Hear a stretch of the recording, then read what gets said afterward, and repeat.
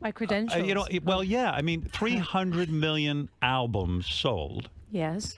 And that's pretty damn amazing. Do you know that every day? Like, I sold 300 million albums. Or are you neurotic like me and you go, it doesn't matter that I sold 300 million albums or I had a big radio audience. I worry about how to continue this whole how do party. I sell my next? Yeah. Yes. You do worry. I don't focus on my accomplishments. I focus on the things I haven't done yet. Uh-huh. Yes. And extremely neurotic. Yes. and why do you think that is? Is there a part of you that doesn't believe that you made it? In the sense that do you still see yourself as this little girl from a small town, and like you do, right? Yeah. Yeah. You don't my feel manager always says, excuse me for interrupting. My manager's always like, you don't need, I'm like, but I got to work. It's like, you stop acting like you don't have any money, but it's just ingrained in me. Is that because you grew up with no money? Yeah. I grew up with no money and a big family and a hardworking father. And I had to I had to work a lot to do simple things. Like if I wanted to take a dance class, my dad said, well, go get a job. I'm not paying for it. So it's just ingrained in me. I have this same affliction. I even say to my kids, oh, I have to work. And they go, well, you've made enough money. I go, no, but I feel like I'm running out of money. Yes. It's twofold, though. It's not just that I feel like I'm running out of money. It's also, I like to do things. I like to be productive, be creative, manifest. Elvis, the Beatles, I mean, you know all this stuff. Elvis, the Beatles, Michael Jackson, and you. That's the highest selling artist of all time, which to me is phenomenal. That's good company. That really is good company. And you're the only woman in that. Yeah. In that whole group. And I'm practically the only one alive. Yeah, right. There's some Beatles, still left. True. Yeah. That's true. I interviewed Billy Joel, and he said, and I interviewed him a couple of times, and the main theme is that he sometimes pinches himself. He can't believe. He goes, there's a handful. There's a handful of artists that can actually still sell stadiums and do all of that, and he's one of them. And he's like, yeah, of course I go out and sing. I have to. He goes, it would be almost weird not to. He's hardwired. You know him at all? I do. I mean, I don't know him. I met him once. I mean, that doesn't really. Is that a great part of fame, having fabulous friends, like getting to meet everyone? I do get to meet everyone, but they don't necessarily become friends. Celebrities are really weird around other celebrities. They're actually quite shy. You don't have a lot of celebrity friends? I don't. Those relationships are hard to maintain? Yeah, because everybody's busy working. Yeah, but don't you also think that it's hard to be friends with you because you're so successful, and that even other successful people want to be the star in the room? They want to be the one that draws the attention. Don't you think that sometimes? I think that's why it's hard. Possibly. I haven't really analyzed it. It's too competitive. Yeah. I think. Yeah, who gets all the attention, and does that bother the other people not getting the attention? Well, I certainly think that happens when it comes to relationships. Yeah. When you did, celebrities hooking up with celebrities is pretty rare. When you get into the Rock and Roll Hall of Fame, does that mean anything to you? Do you get excited about that, or do you sit there and go, this is such bullshit? I think I'm somewhere in the middle. I think I perceive it. I know it's an honor, but at the end of the day, I don't really care about awards and those kind of things. I care about how I live my life, how I treat people, and if I raise good children. Now, speaking of raising children, and I was saying to Robin before you came in, I was talking about a couple of things that I always think of when I think of you. When you went to adopt your children, the world gave you such shit for this. Yes. And I remember being on the radio going, why the hell would somebody want to prevent a kid who doesn't have parents or a home, and someone wants to give them a good life? Was that mind-boggling to you when you went through that? Yeah, it crushed me. I have to say, it was one of life's great disappointments. And you didn't give up, though. You kept pressing on. I went through. Well, I went through the adoption, and then I adopted another child. So I did keep on. But it was really a bizarre experience. I don't even know, like when that kind of pressure comes on you, and you've had pressure in your career. You go out, you do a video, and the Catholic Church is after you, and then you do another video. And I get excommunicated. And, yeah, right. Yeah, that's happened 3 times, by the way. But it's okay. But is it okay? I mean, that type of pressure. I don't care about the Pope. I don't care about. I mean, don't get me wrong. It's not that I don't care about the Pope. I don't care if the Vatican thinks that I'm like Catholic material or not. Right. That's cool with me. Right. But I find it really strange that people gave me a hard time for adopting children. It's amazing. And I didn't even understand their argument. I truly didn't. They were just giving me a hard time. Yeah, I don't think there was an argument. No. Do you think people generally perceive you as a person they're against? Like, it seems to me you're always fighting a battle with people, and it just sucks. It just has to be exhausting, and that's why I would crawl into a hole. I wouldn't. I've certainly wanted to crawl into a hole, and that was one of those moments. Why do people give me? Are you asking me why people give me a hard time? Yeah, they do though, don't they? I mean, do you think? It's almost like they wait for you to put out something and then criticize Here's the it. question, Madonna. Mm-hmm. You know, people think you're doing something to shock them, and people think when I'm on the radio that I'm trying to shock them. That's what they think well, my goal is. Sometimes you are. I mean, you certainly have in the past. But do you so believe that you're shocking? I think that I think that thinking for yourself and having a strong opinion and going against the grain is shocking to most people. Certainly in my business. But aren't you shocked when people are shocked by you? Aren't you going out there just to entertain them? You want to make people feel good. You want to sing a song. You want to dance. You want to entertain them, and yet they're being shocked by you. I'm shocked that anyone could be shocked by anything I say. But we live in a very puritanical country. You do understand that, right? Killing is okay, but right, you know. So you knew you were taking that on when you did Like a Prayer and Like Honestly, a Virgin, and I didn't know to the extent. One never does. I mean, when I did Like a Virgin, when I performed it live for the first time, and I felt actually. My shoe fell off on stage. I'd come down the wedding cake and my shoe fell off. And I was like, oh shit, I can't dance in one shoe. Can I say shit on the Yes, sure, yeah. And I was like, how am I going to play this out? So I just dove for it on the ground. And when I dove for it, my dress went up and my butt was showing. Now, can you imagine, like, everyone's showing their butt now, but back then, nobody saw anyone's butt. And I didn't know my skirt was up. So I proceeded to sing the song laying down on the ground. I was just like making the best of a situation. So, which is what I do. Like when I, got yanked off the stage by my cape the other day, when I'm hardwired to just keep going. So anyway, after I got off stage during that performance, my manager was white as a ghost. And he looked at me, he said, do you know what you just did? And I said, yeah, I sang a song and I lost my shoe on stage. And he's like, no, your butt was showing for the entire song. And then he said, your career is over. Oh, no. Oh, he did. Who was your manager at that point? His name is Freddie DeMann. Right. So he says to you, your career is over. Yeah. And your career was everything to you. Do you... Wait, it was just starting out. I was like, oh. Yeah. Okay. And did you believe him that your career was over? Kind of. And how do you deal with that? How would I know? Well, I felt really bad, but I didn't do it on purpose. Right. But you still feel bad. And does a panic set in? I'm going to lose everything. I'm trying so hard here. I didn't mean to be, controversial. No, I'm not like that. I wasn't that apologetic. I was just like, well, fuck it. I made a mistake and that's the way it... But you don't go somewhere and cry and say, I just lost my career? No. See, I was just terrified all the time because I was told I was going to lose my career, and I just know that pressure. I think that when that happens to you year after year, decade after decade, at this point, you just keep, it's just noise. At this point, it's noise. People just like to give me shit. When you were growing up, I'm going back to like when you were a little girl. I'm still growing up. You are still. We all are. But if I add another pillow, I'm going to keep growing up. Do you need another pillow? There's a second pillow. I feel good. I feel good. Yeah. No, there I is know. One there. This is for me to hug if you guys like. So when you were feeling insecure and stuff. When you were growing up, all right, and you're from a large family, and it's pretty legendary that you had a rough childhood and that your mother died. When your mother dies and you're 5 years old, it's a black hole in your heart, and that never goes away. Nope. And the fact that you have kids now, how do you learn how to be a mother if you've never had a mother, and how do you get that in check? Because that's a good question. Yeah. I think you just learn as you go, and I tried to be the mother that I didn't have. That you didn't have. I tried to be all those things that I wanted. I tried to be nurturing. I tried to be their friend. I tried to be there for them. I tried to give them advice. Sometimes I make mistakes. Sometimes things don't go the way I planned. And I asked my sister for her advice because she was raised by my grandmother and she's a good mother. I don't know. Your father raised you, essentially. Yeah. And the part that I think is when he wasn't working. Your father married the housekeeper? Yeah. And when that happened, she was your stepmother. You hated her.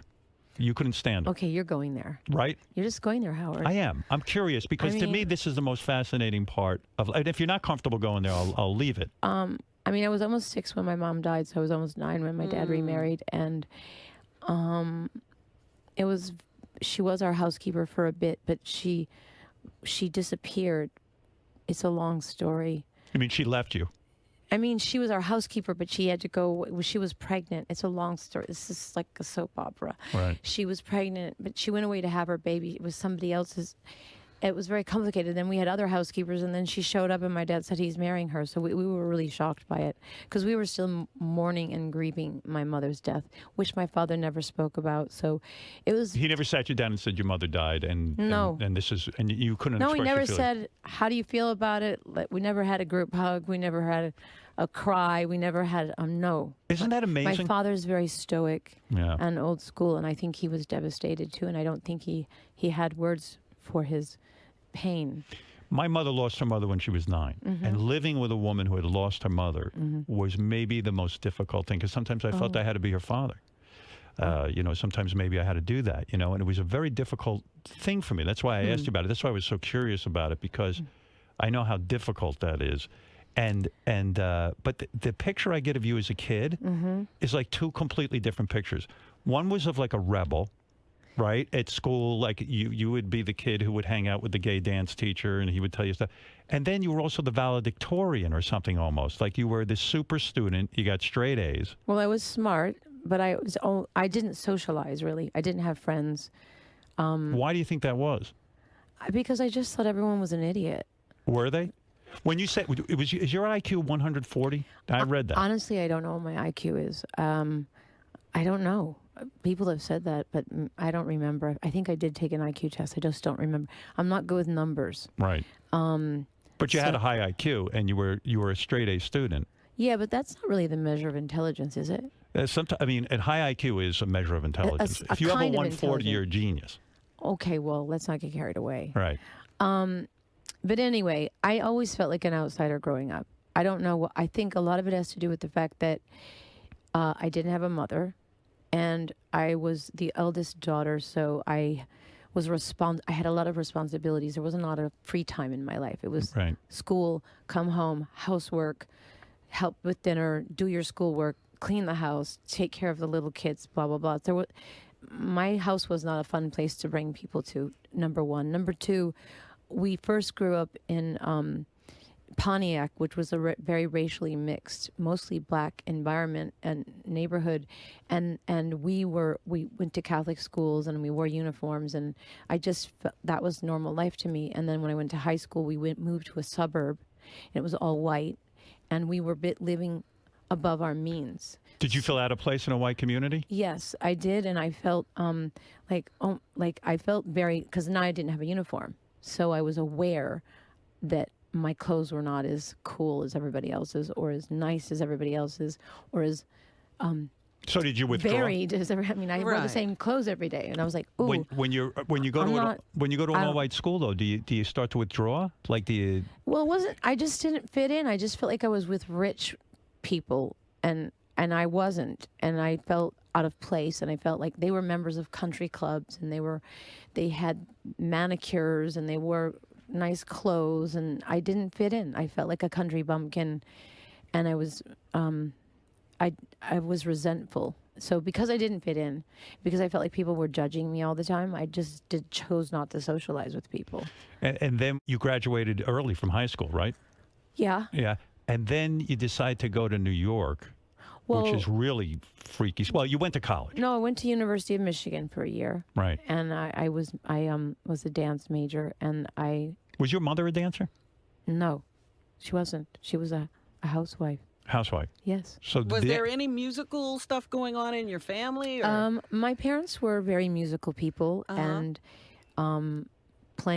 people playing instruments and singing all around me. And my uncle was a very good painter, so I was always surrounded by the arts and encouraged to be interested in the arts. But no. But the way you saw your future and your way out of Michigan was you were going to be a dancer, professional dancer. A professional dancer. You never imagined you'd be a singer, right? Nope. Isn't that weird? It's very weird. And then you go to college, and some teacher says to you, "Hey, why don't you go to Alvin Ailey and go dance?" No, he just said you're too good for this. You don't need this. This is an environment for people who don't know what they want to do with their lives. Go to New York. So when you came to New York, did you feel like you finally were at the place you should be, like at a home, so to speak? Oh, I feel like I plugged my finger into an electric socket. First, I was in shock. Yeah. As one would be coming from the Midwest to Manhattan. Yeah. I didn't know a soul. And I didn't know what my future was. And I was super friendly, as you are when you come from the Midwest. I was like saying hi to everybody in the street like a dork. The story I heard was you get off the bus. You have $35 or something in your pocket. You're wearing your winter coat in summer. Yes. You get off the bus. And like you don't even have a place to live, and some dude walks up to you and asks you why you're wearing your winter coat. You talk to him, and he says, "Yeah, come live on my couch," and you lived on his couch. Kind of. Wow. That's Could you imagine? I know the angels were protecting me. Right. They really was the guy good to you? I met him in a flea market. He was. I was just wandering around the streets. I actually took a taxi into the city, and I asked the It was my first plane ride and my first taxi drive. So I said, "Take me to the center." Yeah. So he dropped me off in Times Square. Oh. So you can imagine me looking up at all the skyscrapers and all the crazy people and the homeless people. New York was very different Times Square at that time. Did you tell your father your plans? Like, I'm going to New York with $35 in my pocket? He didn't know about how much money I had, but he just said, "No way, you're going to give up a scholarship to the University of Michigan. Well, you don't have my blessing, and I'm not going to finance it. So do what you want. You're on your own." Yeah. And that's a lot to walk away from. You had a full scholarship to University of Michigan, which is unbelievable. No, I didn't. I had a partial scholarship. Okay. I had to work, but he's old-fashioned, and he wanted me to get a degree. He didn't care in what. He wanted me to be a lawyer or a doctor, whatever. The normal things. Right. Ooh. I know. Not your cup of tea. Didn't you ever crave? I'd rather be a school teacher. But Madonna, didn't you ever crave like normalcy? Like, didn't you ever say to yourself, like, it would be such an easier life if I did become a doctor or a lawyer? Every 3 days I crave it. Every 3 days I go, that's it. I'm moving to a cabin and I'm living in the forest and no one's going to fuck with me anymore. Right. And why do you think you keep coming back and not doing that? Because you could do it. Because I'm an artist and I'm tortured and I'm a masochist and I like to create. I don't know. Maybe one day I will. I'll... Is your schedule now kind of like, will you take a couple of months off and not work for a while? Like, can you do that? Or will you just, you will never do that? No, I can't take a couple of months off now because I just had to put a record out. No, I don't mean now, but I'm saying like, have you ever gone a year or two and just lived your life and not worked? I mean, like just hang? No. Just be a mom? Never did that. Can't do it. It's not that I don't know if maybe I could. Do you have any hobbies? I think about it. Hobbies. Yes, I do. What do you do? I ride horses. Now, I'm going to tell you, I think that's like horse jumping. And I ski. Don't you think horse jumping is insane? I do dangerous things. But I mean, when Christopher Reeve had that accident, did you say to yourself, "I'm not going to jump horses anymore," or are you fearless? People get hit by buses. I mean, you can't let that stuff stop you. I mean, I wear a helmet. I try to be careful. And has anyone ever said to you, "Madonna, don't do that. Don't ride horses"? Has anyone said, "I'm worried about you"? Dangerous. Yeah, but all the things I like are dangerous. This job is dangerous. Yeah, but who's laughing behind me? That's Fred. That's Fred back there. He's upset about you. He's upset? He doesn't like it. Yes, he's worried you're going to hurt yourself on that horse. I'm even worried. I barely know you now. Don't worry about me. Yeah. So you get to New York, because I want to make this point, because people think this shit happens overnight, and it doesn't. Oh. It doesn't. It's hard. Yes. Yeah, and it's not really luck. It's a lot of hard work. Blood, sweat, and tears. So you come to New York to be a dancer. You're living on some guy's couch.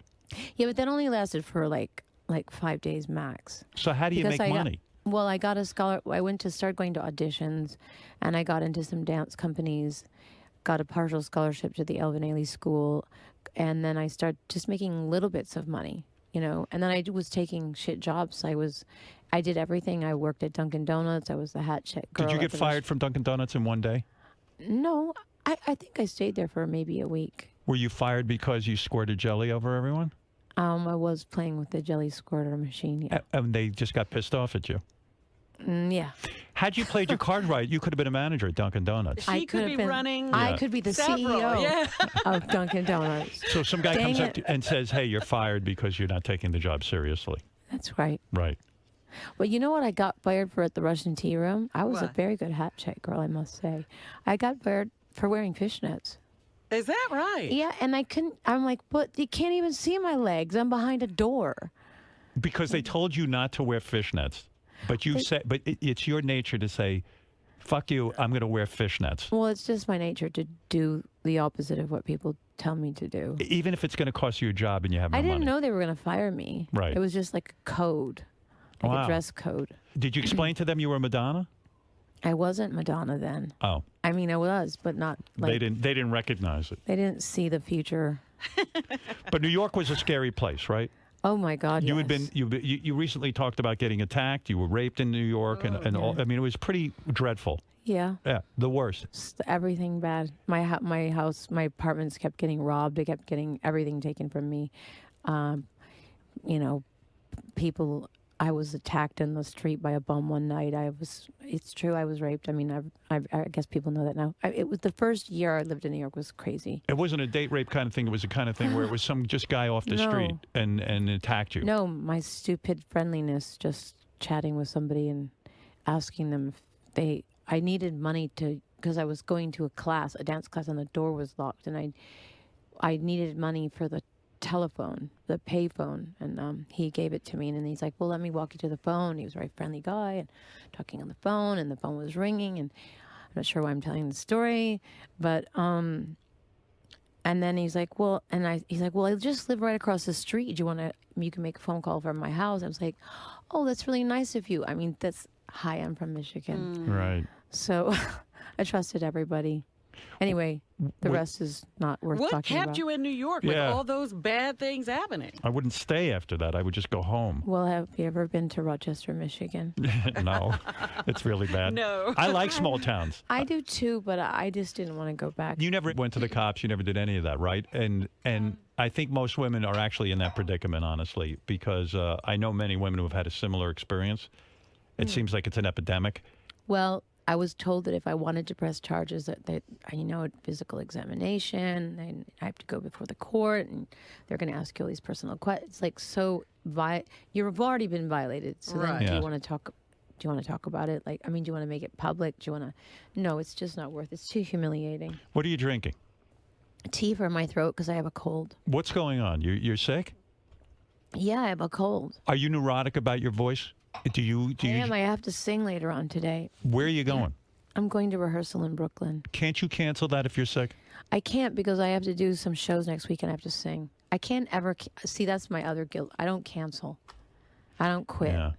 But if you're sick, you can't at this point just say, hey, I'll skip rehearsal and just relax. Yeah, might not. Or I'll go to rehearsal and I won't sing full voice. I'll just do the dance rehearsal part. I'll watch what's going on. I'll weigh in. Are you neurotic about your voice to the point like you have like silent days and then you worry every minute you're going to get sick? Do you shake hands with people? Are you worried about germs? I like Purell. I Purell all day because if my voice goes, I can't do this job. Yeah. So we become very neurotic about our voices. Yes, we need our voices. We need our voices. And you walk around all day miserable, right? Well, sometimes I find myself yelling at people in my house. I'm like, wait a second, why am I yelling? Okay, I can't. And I like instead of yelling, I just press the page all button on my phone. And I very quietly say, can someone please come upstairs right now? Are you miserable are you miserable? What? Are you miserable? No. You're happy? What a thing to say. Are you happy? I am happy at times. Yeah. I mean, there's lots of different gradations. But in general, happy is what a would big you say? word. Like, do you go on tour to promote an album and then like when halfway through the tour you just go, I'm fucking miserable, I hate this? Yeah, of course I do. But I mean, that's normal too, because when you get exhausted, when you get into the cycle of having to do things, sometimes you get tired, sometimes you don't feel well. There's 20,000 people waiting in a sports arena for you. The show must go on. And that expectation sometimes can make you, I don't know, miserable is a big word too. I'm just looking for you other feel people who are trapped. miserable. You feel, yeah. You're looking for other people? Yeah, right. I just want to know other people are miserable. No, I'm not. I wouldn't say I'm miserable, but I do feel trapped sometimes. Explain that to me by trap. In other words, you have to do this. Because once you go on tour and you sell tickets, you have to show up. You have to give people the greatest show. And do you still sometimes worry? you don't feel like it. Do you worry about reviews? Like when you go out on tour, do you care if a critic says, "Oh, Madonna wasn't on her game that night"? Nah. You don't read any of that. Nah. Do you go on Twitter or any of that stuff? No, I have an Instagram account and I go Twitter from time to time. Madonna, do you like Letterman? Yeah, I I watched do. some of those old interviews, and I can't tell if you like him or you're just kind of annoyed. No, that's how I flirt with people. Is that the flirt? Yeah. Oh, it seemed contentious and uncomfortable. Well, one time I was mad at him, but when I said the F word a lot. You are always me on the show. You are always me on the show. You are always with me on the show.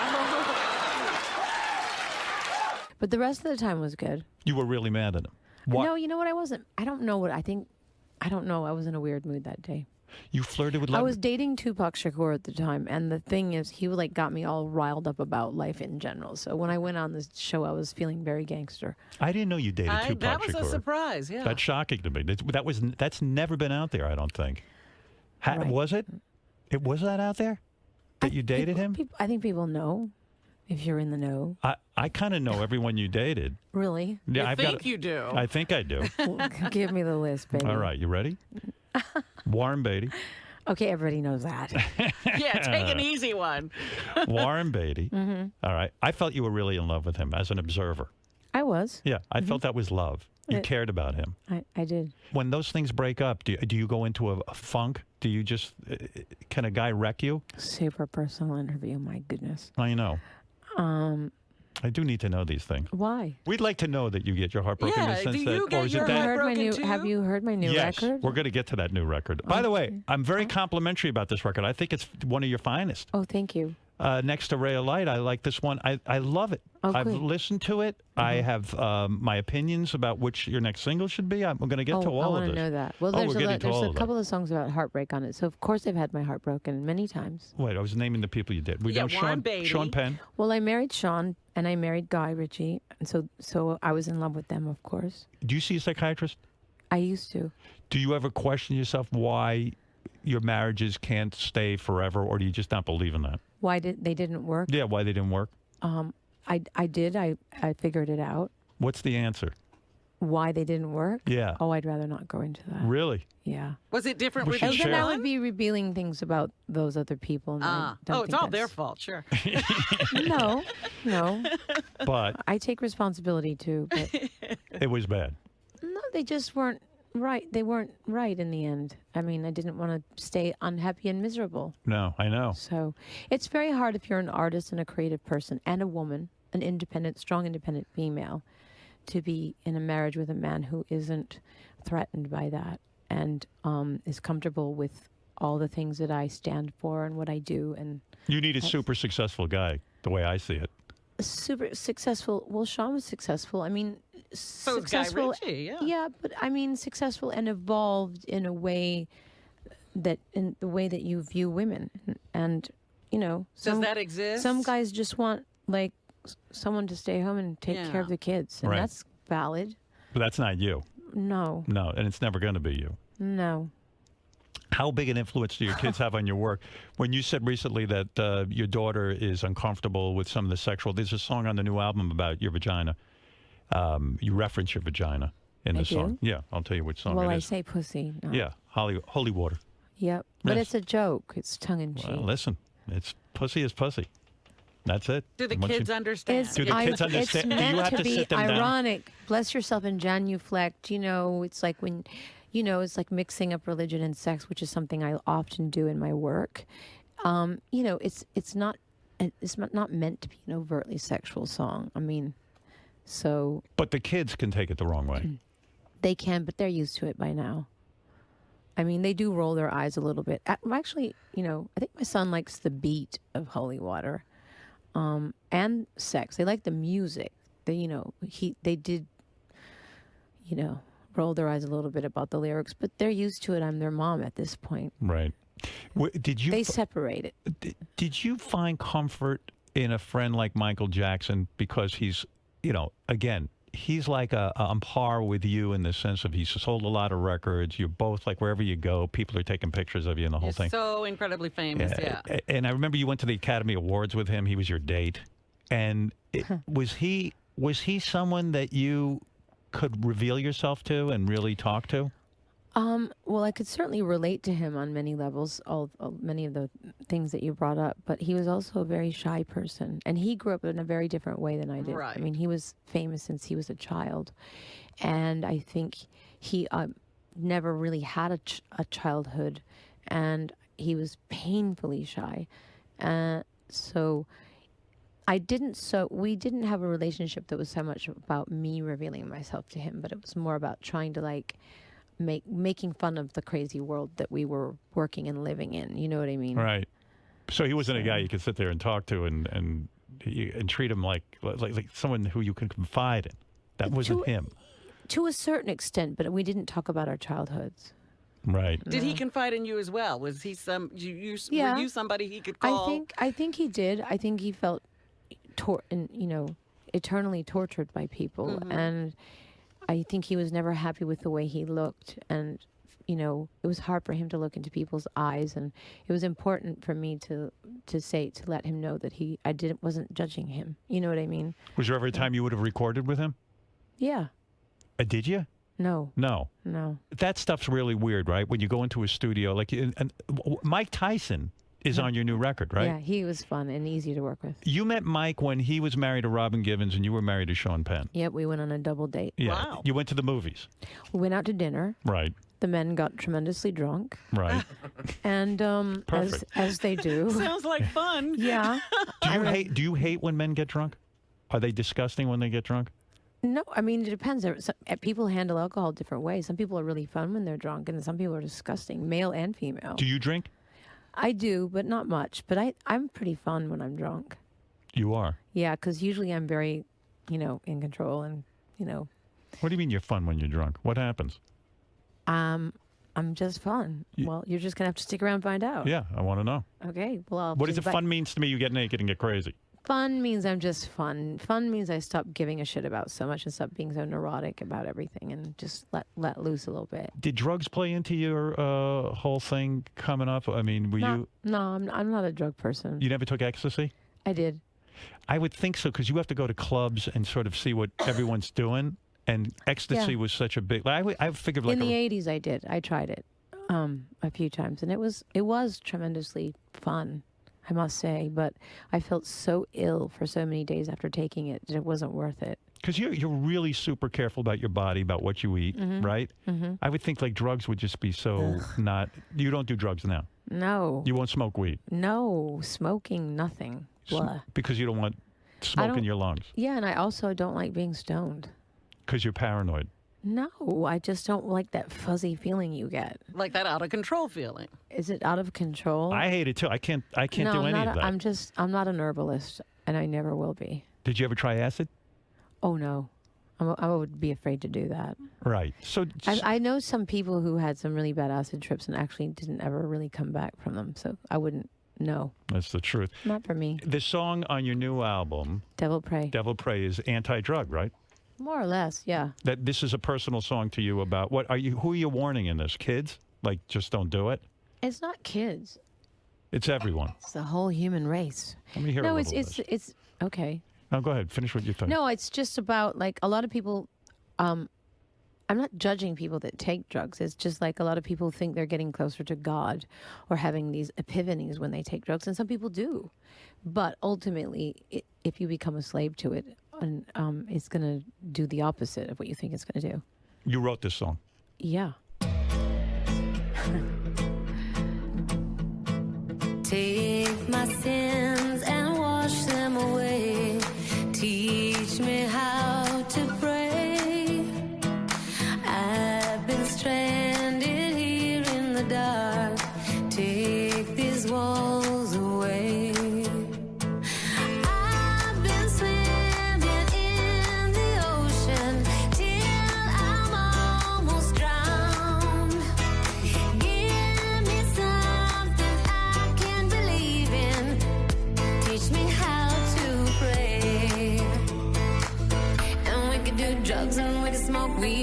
can drink whiskey. Yeah, we can get high and we can get stoned. And we can sniff glue and we can do E and we can drop acid. Forever be lost with no way home. Yeah, we can run and we can hide, but we won't find the answers. If you go down, then you can help along the way. But if you wanna save your soul, then we should travel on together and make the devil play. How long does it take you to write a song? I got to get into this. Songwriting? I'm working my way into it. I mean, that song I wrote in a couple of hours. And you play guitar and you go in a room and what? Yeah, but I was with other people. Was working with a couple of songwriters. We did it as a team. Several songs. I always heard that. Clear this up for me. I'm going back to Like a Virgin. Okay, I've heard that you don't like that song because that became sort of your anthem, and at some point everyone just knew that song. That became your image, and somebody else had written the song, and then the guys who wrote the song wanted to write another song for you, and you were just so disgusted with that song that you never wrote with them again. No, that's not true. I have it all wrong. The song that irritated me most about being associated with me was Material Girl. Not Like a Virgin. Well, Material Girl, because everyone misinterpreted it. Yeah, again, ironic. It was an ironic song because I'm certainly not a materialistic person. Like a Virgin, again, there's a lot of everything that I do is taken literally, and this continuously annoys me. But to tell you the truth, I like the song Like a Virgin, and I love the producing that Nile Rodgers did on it. It was great, but I didn't like the song that they wrote for me. The other songs, it had nothing to do with not liking. Listen, if somebody writes you a hit, bow down, bitches. So okay? After they wrote the hit song for you, you were like, sure, I'll listen to anything you write. Yeah, but I didn't like it. And then that was it. It was over. Yeah, it's nothing to do with not liking the image or nothing. Do those guys get miffed at you because they're like, hey, wait a second, Madonna, we just wrote you a hit song. Come on, record another one of our songs. I don't even remember. That was like 30 years ago. Really? Yeah. Yeah, I guess it was 30 years ago. Yeah. But Material Girl, when you say that you didn't like that song, because I like the song. The misinterpretation. Yeah, they're like, yo, what's up? It's the Material Girl. I'm like, no. You didn't want to be that. No, not. Yeah. Yeah. But having a lot of money, Rob and I were trying to figure out how much money you had. We're up to $1 billion right now. Okay? No. We're not up to $1 billion? How are you not up to $1 billion? I'm not, because I have a lot of people to take care of. You have overhead. I have big overhead, and I share my money with people. I take care of countries. Come on. Yeah, you do. Mm-hmm. You're very generous and philanthropic. Most rich people are not, I've discovered. Oh, well, I mean, you can't hold on to something unless you're willing to give it away. But I've hit up rich people for charity stuff, and they won't give a dime. That's too bad. Yeah, they're very stingy that way. Well, maybe they're not giving a dime to you and your charity because that's not their issue. Maybe they have other. Maybe they have other philanthropic. I always think my issues are everyone's issues. As you would. What sign are you, by the way? I'm a Capricorn. Does that mean anything? It means you're hardworking. You believe in this astrology? I believe it's a science. I respect it. Yeah. Did you not the ones you read in the Post, okay, or the Daily News or whatever. Yeah. So you're hardworking. You don't. Are you kind of a miser with your money? I'm like you. You don't spend it on yourself. You don't spoil yourself. I spend it on other people, but not me. Yes, you don't think you deserve it. I'm not comfortable spending money. Right. I bought a painting. Ooh. That was kind of exciting for me. Yeah, that's the first time. Paintings are very big indulgences. Do you do that? Because you. Yeah, I collect art. And who do you like? What artists do you like? Who do I love? You mean? Who do you love? Because if you're going to pay out the big cash paintings, you better love it. What's the most expensive painting you ever bought? Francis Bacon. Francis Bacon. Yeah. That's oil. Yeah. Right. And large. Are you a fan of his work? I don't know enough about art to be I just know a bunch of watercolor artists. That's really? my thing. That's what I like. But you're a painter, aren't you? I paint a little bit. I'm hardly a painter. Oh, well, you should check out his paintings. He was an Irish painter. He's dead now, but he's a fantastic painter. So is that the best thing about having a lot of money, that you can go out and buy a painting? Well, that was always my goal. I always said, you know, when I was married to Sean, I said, when I make my first million, I'm going to buy art. And I'm a big fan of Frida Kahlo. I always was since I was a child. And I bought a self-portrait of hers. And at the time, it was rather inexpensive, and people didn't know who she was. Now it's a gazillion times more expensive. But that was my big thing. Like I bought a painting. Well, that's a guy you dated, the artist Jean Michel Basquiat. Yes, you dated him when you were young. Yeah, I did. And you left him because of drugs. I did. He wouldn't stop doing heroin. But you were in love with him. I was. He was an amazing man and deeply talented. I loved him. Did you have a ton of his paint? Do you have a ton of his paintings? Yeah, but when I broke up with him, he made me give them all back to him. Oh my God, what a mistake! And then he painted over them black. Oh, you're kidding? No. You would. Wow. What would those paintings have been worth? I don't know, but anyway, I shouldn't have given them back to him. I didn't know.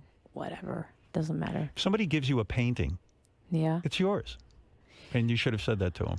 I know, but you know how guys give you rings and then you break up with them and they're like, I want my ring back? And you say no. I didn't say no because he was like, it's my art and I want it back. And I was like, okay. But why paint black over it? To get at you? Because he was upset that I broke up with him. Is the worst thing in the world to go out with somebody using drugs? Because you get frustrated. You're like, can I change you? Aren't I good enough to make you happy?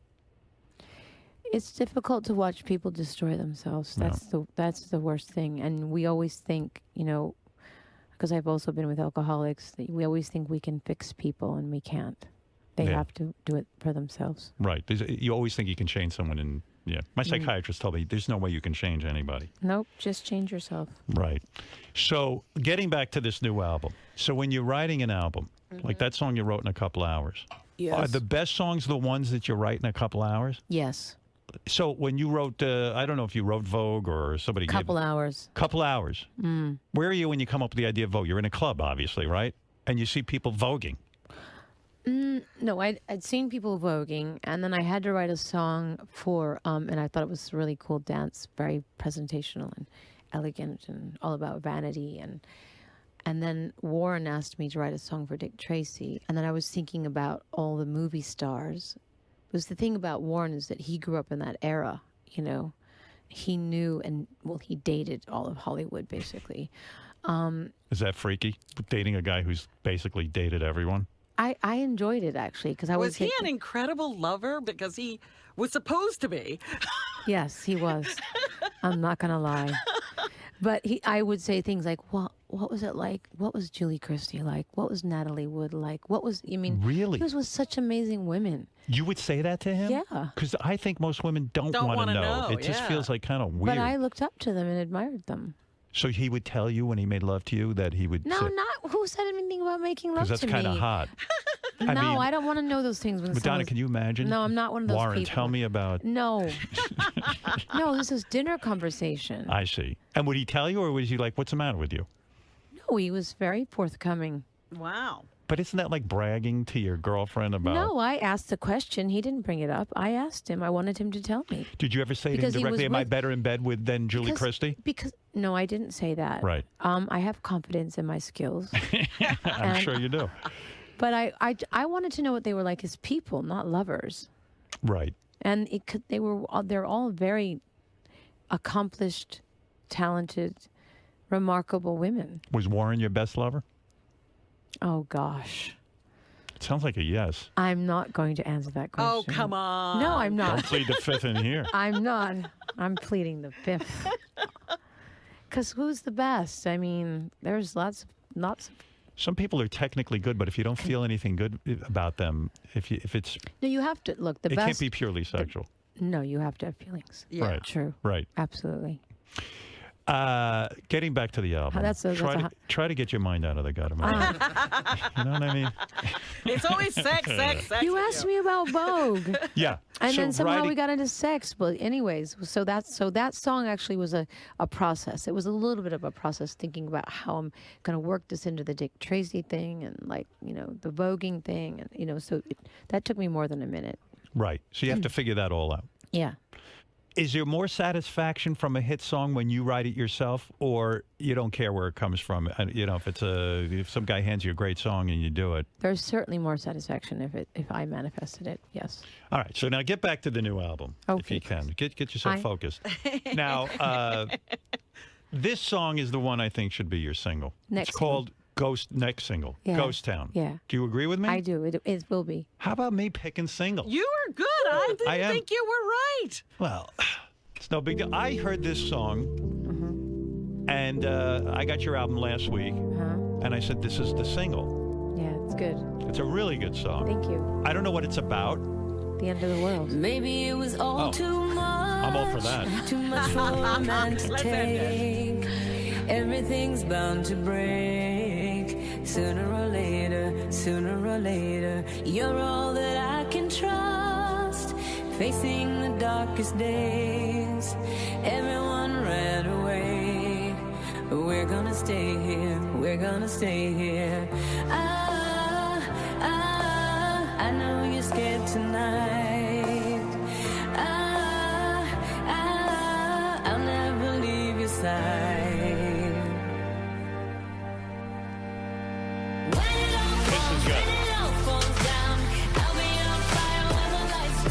It's a hook. When there's no one else around, we'll be two souls in a ghost town.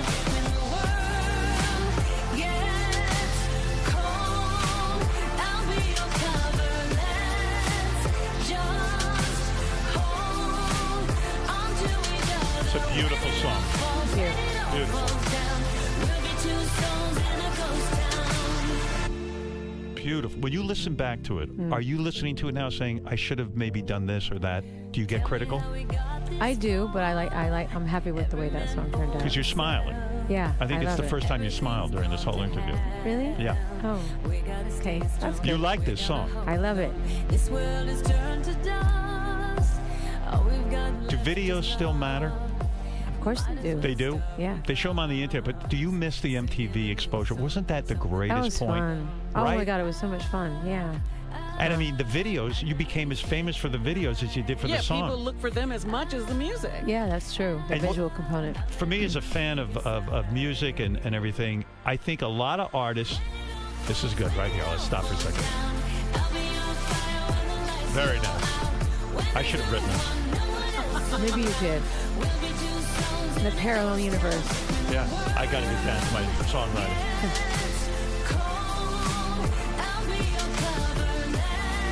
It seems like we are on our way to the end of the world, aren't we?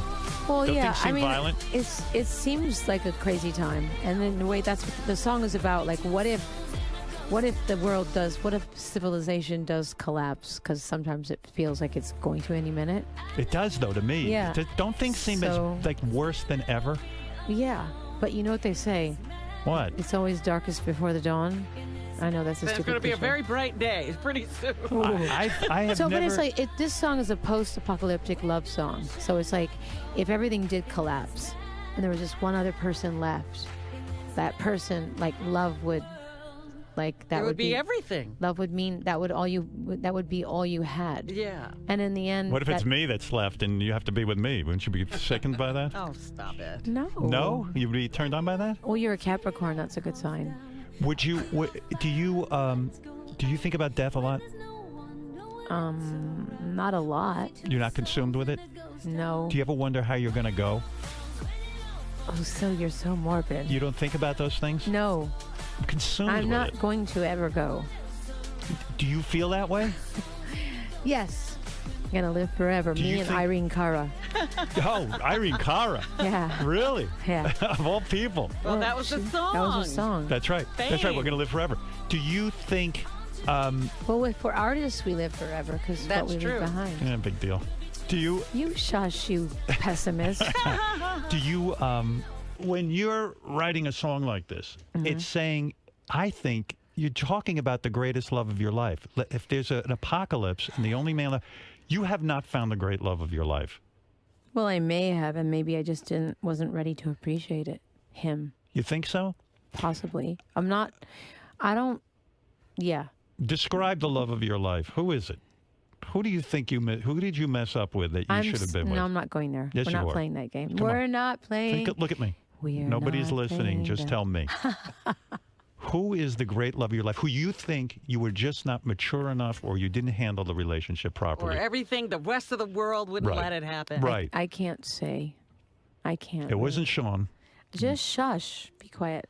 Really? Let's talk about your love life. Haven't you been married a few times? No, he's on his second one. Oh, okay. How many times have you been married? You've only Two been times. 2 times, yeah. Yeah. But you date more than I do.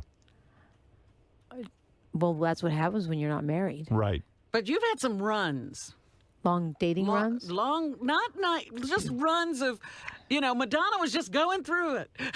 Oh, like going through lots of guys. Yeah. I did after a period of, I did when I, in my 30s, yeah, I dated a lot. And then when I got pregnant and I had my first child, then I decided it was time to chill. Yeah. Take a chill pill. And then I was thinking about I'm bringing around my children. Right. So you can't go on dating runs. So Not as much fun, is it? That's the way it is. Well, you have to be a bit more discriminating, about who you. I'm thinking about it now. Truth or Dare, you said that Sean Penn was the love of your life. Yeah, I thought I remembered that. Now that I'm thinking about it. I did say that. You did. You want to retract that? You're not going to get the answer you want from me right now. I'm just quoting Truth or Dare. I'm quoting you. The fifth. I know, but I made that movie several years ago. Don't you think Truth or Dare was the start of reality television? It absolutely was. I feel that was a huge innovation on your part. It wasn't. It was, and I got so much flack for it. And look what's happening now. Right, Everyone is doing it. And the other movie. But I think I did mine good. Definitely. It was really good. It wasn't embarrassing, right? Well, I think that the stuff that we showed was entertaining. It was, The other movie that I think you got crap for was Evita. I did. Why? I don't know. I don't feel people appreciated that performance. I don't think they gave me crap for it. They just didn't They weren't used to acknowledge seeing you in that light. But don't you think that was one as of your the wife better? of a dictator. Don't you think that was one of your best performances? I do. Definitely. Yeah.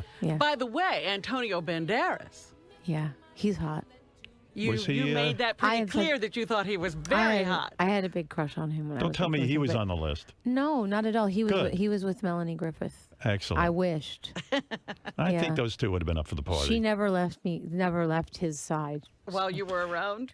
Have you ever been on a normal date? Does a guy, like when I say normal, a regular guy, does he ever come up to you and just ask you out and say, hey, Madonna, I love you. I think you're great. I'd love to go out with you and have you dinner. Like to get to know you better. Yeah. Does anyone do that with you? No. Yes. Oh, they do. Would you accept something like that? Yeah. It depends on who they are and how they do it.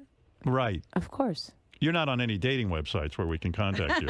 No, I'm not on Tinder.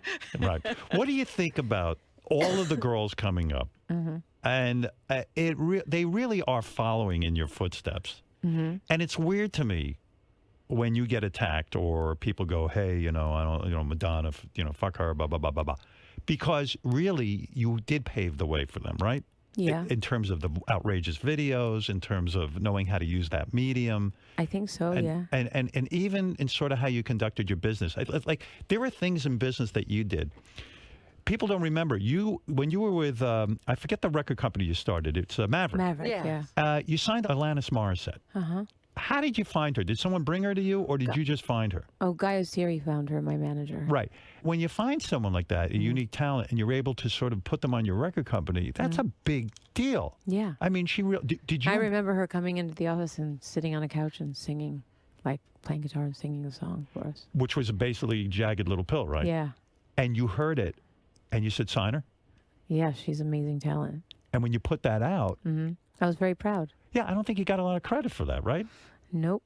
Does that matter to you? To get some sort of credit? It doesn't now, but I mean at the time, you know what? The list is so long. It's a long list. When I was preparing for this interview, I got to tell you, I was exhausted. I was exhausted reading your list of stuff that you've done. Yeah. It's almost too mind-boggling. I've done a lot. Do you like being interviewed? If the person that's interviewing me is witty and wise. And Uh-oh. Well, I hope I'm doing We're in all right. trouble. I don't know. I'm in big trouble. No. I've never been accused of being Shush. nice. All right, let's talk about another song. Let's play Joan of Arc, a highly personal song. All right. Now, This is you being Joan of Arc?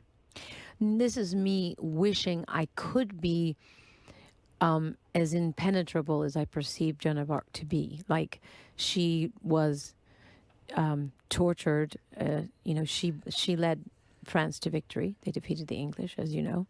And she should have been praised for what she did. And instead, people thought, wait, how could a girl accomplish such a thing? She must be a witch. She must be like, worshiping Satan or whatever. And she dresses like a dude. So there's something wrong with her. So we're going to get her to admit that she's evil and that she did a bad thing. Or we're going to tell her we're going to burn her at the stake. And she said, no, I will not. I will not, no matter what you say, even if you kill me, I'm not going to back down, and I'm going to stick to what I believe in, and I don't care what you do to me, and I don't care what you say about me, and I wish that I could be that person, So let me get this straight. Do you identify with Joan of Arc? That's what you're saying. In a sense, you're like Joan of Arc. You have been pissed on. I wouldn't take that kind of credit, because I think probably what she did was pretty superhuman and remarkable. But you relate to her. Yes. Because you did something superhuman and remarkable with your life. You came from Michigan and you became Madonna, the superstar, and you sold 300 million records, and you changed the world. Yes. But could she withstand being burned at the stake? No, I don't want to get burned. You don't want to get burned. I'm not willing to die for no. So I'm saying I wish I could be that strong. But in a sense, you never buckled to controversy. There have been people who told you to back off, not do what you're doing, stop being naked in a book, stop going... They didn't threaten to kill me, though. No, okay. But I'm saying this is why it's personal to you. Yeah. Joan of Arc, let me hear what you're up to, and I'll tell you if it's any good. You'll get validation. Oh, my goodness. Here we go. That's you on guitar? No, it's not. All right. I can't play it on guitar. Each time I make they mistakes. take the photograph, I lose the part I can't get back. I wanna hide.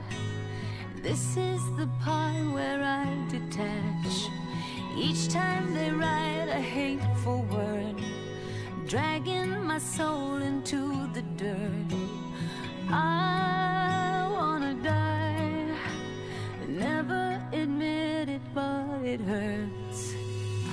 I don't wanna talk about it right now. Just hold me while I cry my eyes out. I'm not Joan of Arc, not yet, but I'm in the dark. Yeah, I can't be a superhero right now. Even hearts made out of steel can break down. I'm not Joan of Arc, not yet. I'm only human.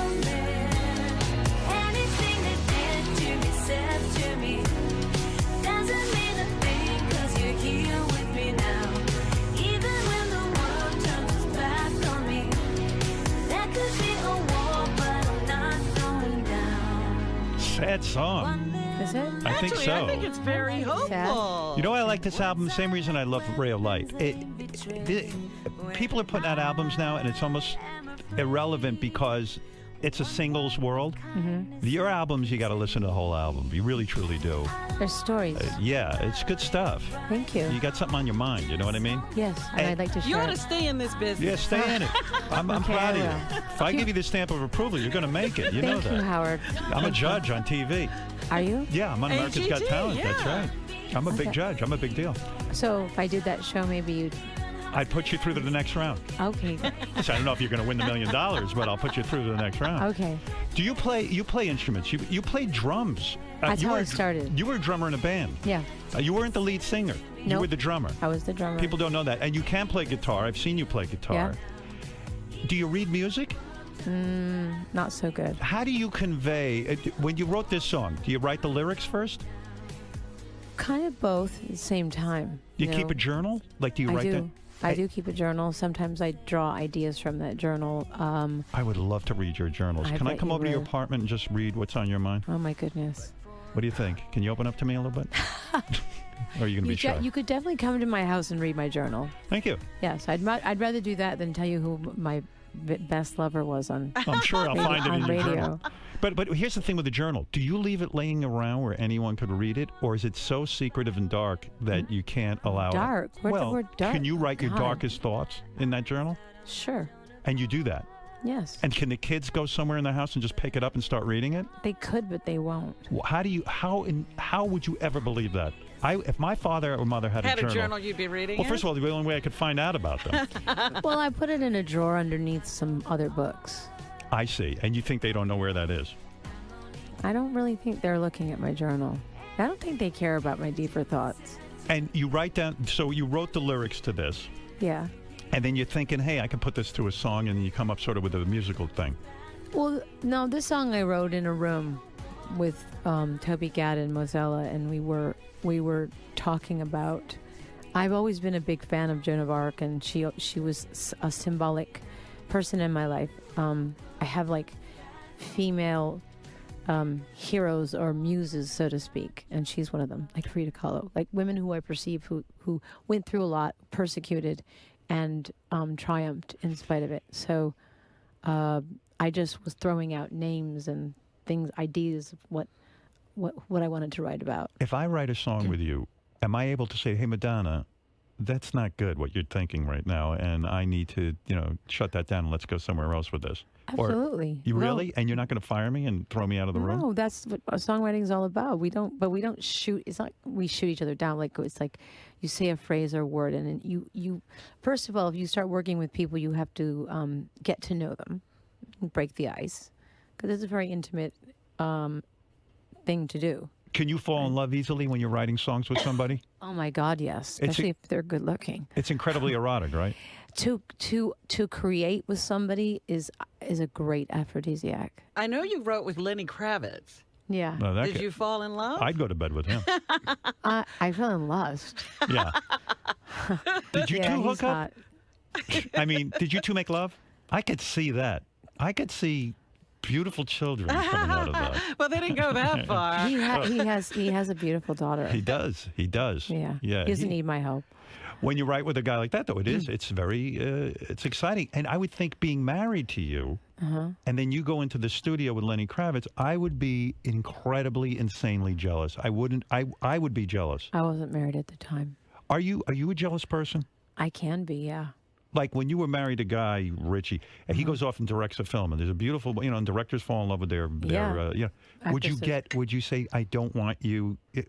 I would feel insecure sometimes, yeah. How would you control that? How would you control that jealousy? Just shut up and deal with it. Like you could do that. You didn't let it out? Sometimes I did. Yeah, I mean, I think I did. I think I maybe threw a tantrum once, but just because it was a late night dinner meeting, kind of with the actress, I was like, one of those scenarios. Right. Oh, I would not want that. Yeah. Ever. Yeah, but you have to get over it. I'm insecure. Who isn't insecure? But I'm really insecure. I look like me. Yeah, but she married a director. I mean, he's going to have to do these things, well, right? He has to accept it with me. Right. So it goes both ways. That's true. So. I was thinking about you. And here's the thing. If they're going to do it. They're going to do it anyway. They're going to do it. Right. But you don't want to be humiliated. They're going to leave you. They're going to leave you. If they can be taken, let them go. Do you still get nervous in certain situations when you've got to perform? Or are you calm enough at this point where it's just you're totally in the zone? If someone I really admires in the audience, then I would get nervous, a little bit nervous. When you did something like the Super Bowl. Oh my God, I was so nervous. You were nervous, even though you're Madonna and you were shitting yourself. But that's because it's live TV and it was so complicated to put that show together. You have 8 minutes to build the stage in the middle of the stadium after during halftime. Right. And the NFL hires locals to do that. Okay. Right. So you have locals building your stage. All right. So you're like, and you have a lot of crazy things happening in your stage. It's like, oh my God, what if they don't put it together right? What if it starts to break down? What if the things don't work? Like out of your hands. So out of control. Elements out of control. Yeah. So out of control. But live TV is is crazy anyways. Doing things on TV, whatever happens, you got to roll with it. So would you be nervous doing Saturday Night Live because it's live and you can't control the performance in terms of if it goes out on the air and things screw up? Yeah, but I have done Saturday Night Live. I'm saying. But the thing is, at least Saturday Night Live is like, there's a joke element to it. It's funny, Right. But when you're doing Super Bowl is serious. The whole world is watching, and you better not mess up. That's all there is to it. And there's a lot of like crazy, like I said, live elements. You don't get a lot of rehearsal time. 8 minutes to put the stage up, and then you have 12. I got 12 minutes and 47 seconds. They gave me 47 seconds extra to do to be my fabulous. To be great, yeah. To put on the greatest show on earth. And after that performance, the world is going to evaluate you, right? Yeah. And even after all your accomplishments, you sit there and you go, holy shit.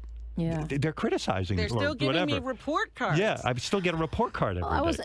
Honestly, I was really only concerned with my performance, and if everything that I set out to do, I did, and I did it well. And I was so relieved when it was over with that I went to my locker room, lay down on the floor and cried, just because I got through it and I knew that everything went off without a hitch. Did you miss living in America when you moved to England? Or was it kind of fun to get the hell out of the country? It was fun to live somewhere else. Yeah, it was fun. It was fun, but I also came back to New York all the time. So, is your worst nightmare? Do you ever wake up in the middle of the night and go, "Oh shit!" Like I had a nightmare where I'm on stage and everything went wrong. It just happened, and it wasn't a nightmare. Yeah. By the way, that was not funny. No. You were going up on stage at these British awards, whatever those are. The Brits, yeah. Right. I rehearse everything to death. Okay. Right. So, and I never do anything live that I haven't rehearsed. But I broke that rule that one time, and I've learned my lesson, and I will never do it again.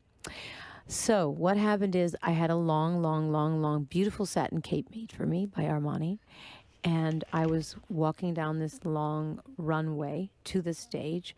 We did it at the O2 Centre in London, and I entered in the middle of the room, in the middle of the audience, and I had to walk up these steps. And then once I walked up the steps, the cape was placed on me at the bottom of the stairs. And then I walked up the stairs, and I had two Japanese girls who were part of my dance ensemble carrying my cape, like holding the train of my cape, right? And I had a hood over, so I could barely see. And we rehearsed this 1,000 times, okay? And how the cape is secured, I had magnets going all the way up. And Armani... those were magnets. They were magnets, but the top wasn't a magnet because the magnet at the top kept coming undone because the cape was so heavy. It kept opening, and I wanted to be obscured. So I said, okay, well, let's tie it with a tiny silk string. And I tied it in a bow, and we rehearsed it 20,000 times, okay? Walk down the thing. They're way behind me. Aya and Bambi were way behind me. And I crawl up the steps. At a certain cue, I take off my hood. I sing the first 4 lines of the verse. And at a certain cue, I pull the string. The bow comes undone. And they are like trained to yank as hard as they can. Pull the cape up. Okay, well, I pulled the string that time, and it didn't come undone. It turned into a knot. And what happened, here's why. Because the director of the show at the last minute, or the stage manager, or whatever, said, you can't walk out. You can't walk out in the middle of all these people. I said, well, what am I supposed to do? I can't walk so far with a cape covering me. And they're like, you're going to have to do it. So my stylist, she's like, well, now I'm worried that the cape's not going to stay on your neck. So she's like, let's tie it extra tight. So God. Okay, so we gave it a little yank, so it wouldn't come undone because I had so much further to go. And so when I got to that moment and I pulled, it was very surreal because the girls were so far away from me, and they are trained on the beat. Remove that cape. On this word, at this measure, pull that cape. I let my arm go out. I pulled that string. I thought it was going to come undone. It was knotted. And they're yanking for all. And they're yanking, and I was like, did you hit your head on the floor? I did because, again, the Minotaurs, the men in the bullhorns. By the way, one of those guys is me, actually, the Minotaur. Well, you're in very good shape. Yeah. They were standing with their heads faced away from me, so no one saw me fall. So they weren't even catching me. It was like, hey, thanks, guys. You were a trooper. You got right up. Were you worried about a head injury? Honestly, I was in shock I had so much adrenaline pumping through my body. I was so happy to get that thing off my neck because they almost choked me to death. And I was like, the first thing that flashed through my mind was, I got to start this all over again. Right. And then I realized, I can't. Yeah. It's live TV. It's going. It's going. I'm going. All right, I'm out of here. So, like, where I'm in the song, get back on the stage. And, of course, lyrically, I was like, I picked myself up. I can't, love's going to lift me up. It was, like, so weird and that I was saying what I had to do. Right. Yeah. So, then I just danced like an angry matador for the next 30 seconds. And then I finally relaxed into it. I was like, okay, just go with it. Recover. Just recover, go on, and that's it. And that's years of experience. That's going back, all those years when you were just dancing and, and doing your thing. That's dealing with a lot of live and going. That's the one thing that you learn. And the one thing my dance teacher always told me, that when you make a mistake, you can never telegraph that to the audience, because you didn't. You got up. You right. can't. Because they're going to believe what you tell them to believe. Do they rush you to the hospital after that to check it to X-ray your head or something? I went home and a doctor came to see me, and they made me stay up all night, because I hit the back of my head, because they're worried that something can happen where you you could. God forbid. Yeah. So not the way you want to go out. Well, she's not thinking about that. Oh, that's all I think about. I just don't want to go out in an embarrassing way. I mean, I know it's going to happen, but I just want to just go out with some dignity. I mean, that's it. Me and Irene Cara, we're going out with dignity. No, she's going to live forever. Right. You're going out. Well, I think you can arrange that. So when you hit your head and this whole thing goes wrong, were you livid afterwards? Do you start yelling at people afterwards and say, what the fuck? No, I was only angry with myself because I made a mistake. No one beats up on me more than me. And I was embarrassed that I have a lot of pride in doing shows well and not messing up, and I did, and I was beating up on myself. Oh, that's the worst. That was really what I did. Beat up on myself. Shit. What is that? How long does that go on for a full day or two? No, that lasted pretty much the week, and then of course I had to do press and performances, and I was like, okay, here come the Cape jokes. No, there was nothing funny about that. No. I watched it, and I can laugh at something like a trip or on a stage or something like that, but that shit just freaked me out. Yeah, it freaked me out too. Yeah. That's real. And the angels really protected me because I fell downstairs and I could have hurt so many things and I didn't. And, I didn't have a bruise. I didn't have a scratch, nothing. I just hit the back of my head. My neck bothered me, so it was a kind of a whiplash kind of thing happening. But I had to work the next day. So you believe in angels? Of course I do. Okay. Are you religious? I mean, are you religious to the point that you think we're going somewhere when we die? When our energy leaves this planet. That's better. I like it. Are we going somewhere? Or Madonna, you would know better than anyone. Well, if she believes in angels, Howard, she believes that. I don't know. I want to find out how deep this I'm goes. a deeply spiritual person. You believe? I believe in reincarnation. You do? Yeah. And I believe that our souls are energy, that they're eternal. Our physical body is not, and that we are in a constant state of evolution. I'm coming back. If you want to. What? God, That's I hope so. That's the problem. I'll be back. The new album is called Rebel Heart. It's available now. Available now. Which is such a weird thing anyway. Available now is so different from. There are no record stores. There's no record stores. It's sad. Yeah. Do you miss that? It's weird doing business in this environment, isn't it? It is. It is. Indeed. Also, I have to tell you, I think the album is phenomenal. I'm not blowing smoke up your ass. If I didn't think it was great, I'd just say, hey, I didn't get to hear it yet. I painted to it all morning. Did you? Painted a beautiful seascape. Oh, lovely. Yes. And thank you. You painted this morning? I did paint this morning, preparing for the Madonna interview. And you still friends with Rosie? I am, yeah. Yeah. I adore her. You guys have a lot in common. We do. Is it the fact that you both lost your mothers at a young age? That was our bonding, yeah. Yeah. Yeah, for sure. But we have other things in common. You do? Yeah. Wonder what? Well, she has adopted children, so do I. That's true. And she's funny, and so am I. And I don't know. We just have a lot of the same likes and dislikes. Do you guys hang? I mean, does she come over to your house? Mm-hmm. I don't know how to do that. I mean, she actually came to my house and hung out for. She spent the night. Doesn't she make you laugh? Yeah, she's easy. But when you have these celebrities come to your house, are you comfortable with that? Well, not everybody's as funny as she is. Right. But when you have a celebrity friend and you're sitting there, it's like the two of you should be talking because you're celebrities, but you're not really. Just being a celebrity doesn't mean you should talk. You have to have things in common. I see. Yeah. All right. Well, we're going to have to talk more. You have to come back at some point. Yeah, we're so happy you came in. Now that we're friends. Now we're friends. Now that you have a trainer that used to train me. I do, Pat Menachia. Well, would you give him a hug and a kiss for me? I do that often. Well, I'm going to do more than that. Why did it take you so long to come here? You missed out on all the fun. I didn't think you guys liked me. I do like you. No, you didn't. You used to say bad things about me. Can I tell you something? I used to say bad things about everyone. I'll tell you why. I'm tremendously insecure, and I thought that's what my knee-jerk reaction to be to everything. I was angry. I was quite frankly, I was an angry young man. Well, I didn't want to go into the lion's den and get my head bit off. I understand. So you understand. But by the way, that's my way of flirting. Got you. Yeah. So kind of like me and David Letterman. Right. Like I just the guy who pulls the ponytail or something like that. Yes, baby. Call me baby again. Yes, baby. All right. Okay, I like that. What are you wearing, a grill? Yeah.